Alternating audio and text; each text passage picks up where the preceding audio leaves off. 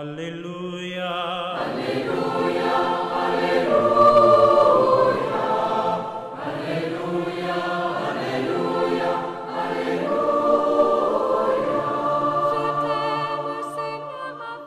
Chers téléspectateurs, chères téléspectatrices, frères et sœurs dans le Christ, bonjour. Dieu nous fait la grâce de commencer cette nouvelle journée et nous venons lui exprimer notre reconnaissance pour son amour qui nous accompagne toujours et partout. Qu'il en soit ainsi pour chacun de vous, pour chacun de nous, tout au long de ce jour. Évangile de Jésus-Christ selon saint Marc, chapitre 1, les versets 40 à 45. En ce temps-là, un lépreux vint auprès de Jésus. Il le supplia et, tombant à ses genoux, lui dit, « Si tu le veux, tu peux me purifier. » Saisi de compassion, Jésus étendit la main, le toucha et lui dit, « Je le veux, sois purifié. » À l'instant même, la lèpre le quitta et il fut purifié. Avec fermeté, Jésus le renvoya aussitôt en lui disant, « Attention, ne dis rien à personne, mais va te montrer au prêtre et donne pour ta purification ce que Moïse a prescrit dans la loi. Cela sera pour les gens un témoignage. » Une fois parti, cet homme se mit à proclamer et à répandre la nouvelle, de sorte que Jésus ne pouvait plus entrer ouvertement dans une ville, mais restait à l'écart dans des endroits déserts. De partout, cependant, on venait à lui. Acclamons la parole de Dieu. Louange à toi, Seigneur Jésus. Chers téléspectateurs, chères téléspectatrices, frères et sœurs, fils et filles bien-aimés de Dieu. Au temps de Jésus,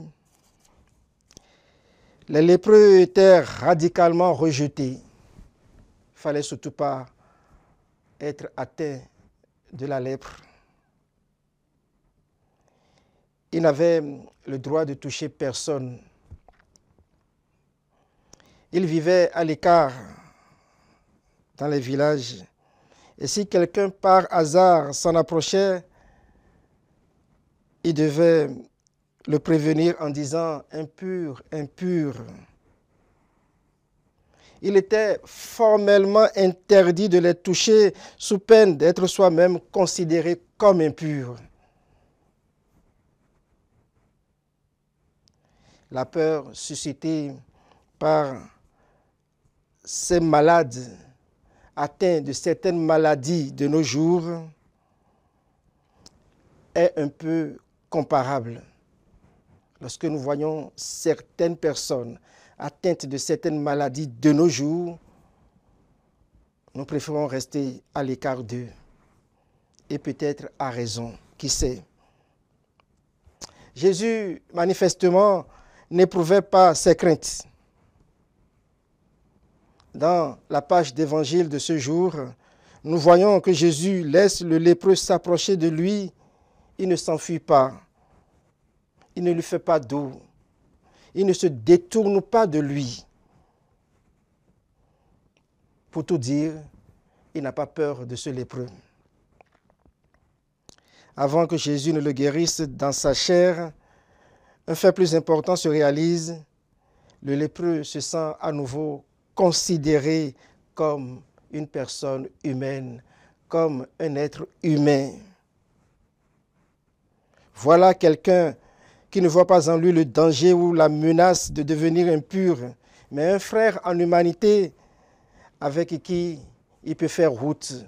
Un frère en humanité qui accepte de faire route avec lui, de marcher avec lui, de marcher au même pas que lui.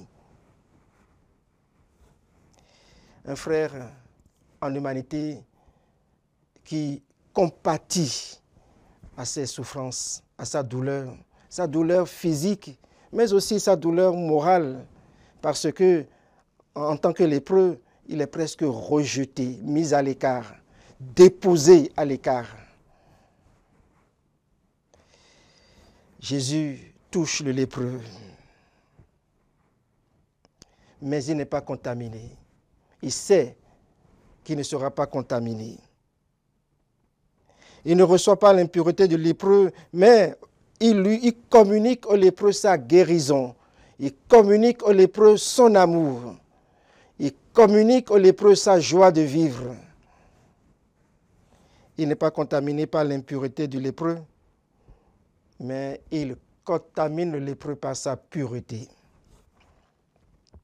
Nous pouvons admirer la compassion, mais aussi l'audace de Jésus, qui ne se préoccupe pas principalement de lui-même, mais bien plus du lépreux auquel il cherche à apporter la guérison, à apporter la pureté, à apporter le salut, à apporter la paix, à apporter le bien-être. Cette attitude modèle de Jésus devint un exemple. Saint François d'Assise en est la figure la plus célèbre, lui qui a su prendre sur lui pour l'embrasser un lépreux affreusement défiguré par la maladie. Il y en a de milliers d'autres qui jusqu'à nos jours ne se détournent pas de la souffrance d'autrui et continuent à voir dans le prochain défiguré un être humain, un frère, une sœur, l'aidant ainsi à ne pas désespérer de son malheur. Nous pouvons penser ici à Mère Teresa. Que le Seigneur bénisse toutes ces personnes et que, à leur suite, nous puissions nous aussi devenir comme eux. Mais nous avons encore autre chose de plus merveilleux dans cette page de l'Évangile. Le lépreux a entendu parler de Jésus, de ses guérisons. Il a un espoir fort. De cela, il crie, il parle, il hurle, il crie sa désolation, mais surtout son désir. Si tu le veux, tu peux me purifier. Sa confiance ne sera pas déçue. Le miracle incompréhensible se produit. Il est totalement purifié, il est totalement guéri. La démarche de confiance est décisive, frères et sœurs. C'est cela que la Bible appelle croire. Croire, c'est faire confiance, c'est donner totalement crédit à Dieu. Dieu ne déçoit pas. Est-ce que je crois que Jésus peut guérir ma lèpre? Nous pouvons nous poser ces questions. Est-ce que je crois que Jésus peut guérir ma lèpre?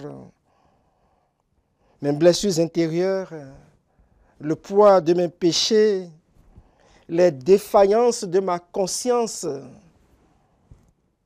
tout ce qui, comme la lèpre, me sépare des autres, détruit tout le respect que j'ai de ma personne et peu à peu m'amène à la mort. Est-ce que je crois que Jésus peut m'aider à m'en sortir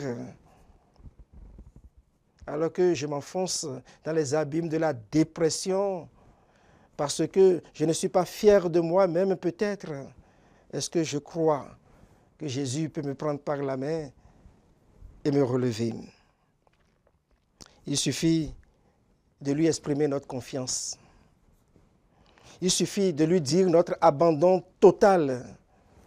Et alors, il nous dira, je le veux, sois guéri. Je le veux, sois purifié.